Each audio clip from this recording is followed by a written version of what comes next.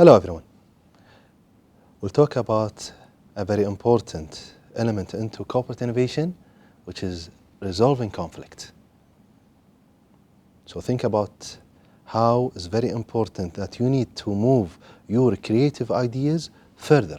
Don't think it's very easy that you will penetrate and you will change other work processes, or you let people accept your ideas into other units or other companies or even government entities easily. So let's assume you have a very creative teams that you are leading toward resolving a challenge or applying a new concept into R&D. Why it's very important to help them and pave the road to not have any conflict. Conflict is very natural and very expected when you work into corporate innovation. Why? Because you are bringing change, you are bringing improvement, and you are bringing something different. Either different to your existing services, different than your existing product, different than your existing work processes, different than your existed work structure. So do you feel or do you think that if you bring any change that it will pass easily through your corporate and your institutions? No way.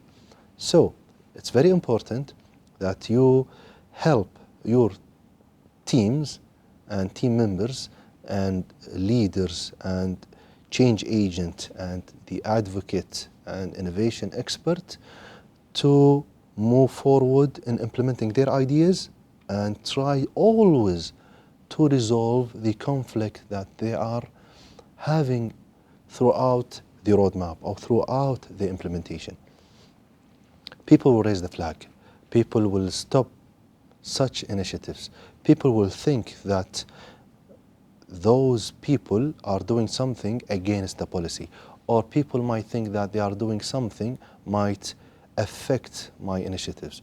Or, for example, finance department will raise the flag that those group are spending more than expected, and which is fine. You know, you cannot develop an R&D concept or new idea without spending on it, but you will gain the result in long term.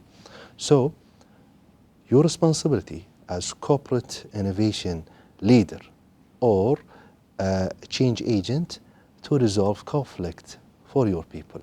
So if anybody raises the flag, if anybody feel he's away, try to engage them. Try to do a frequent management meeting. Try to send frequent messages.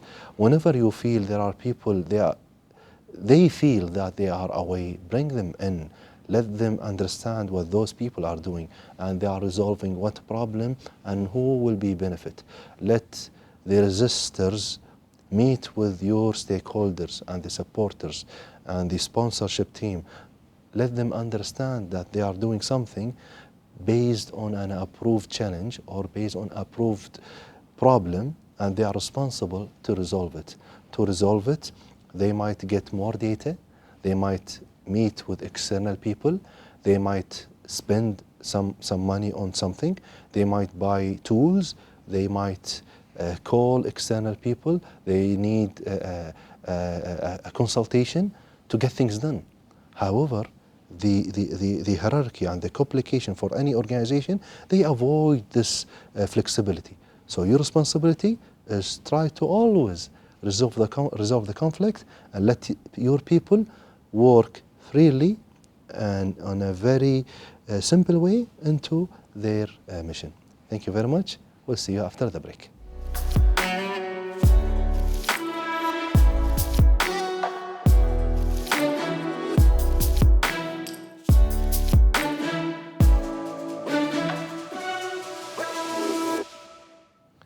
Welcome back. It's very important to have a frequent alignment with your stakeholders, sponsors, and management. When you are bringing corporate innovation and you are leading a very creative team toward resolving a conflict. So what is the frequent alignment and awareness and engagement with the stakeholders and management? So don't let your team fall into a trap that they work alone, maybe very active. They work hard and they really into it.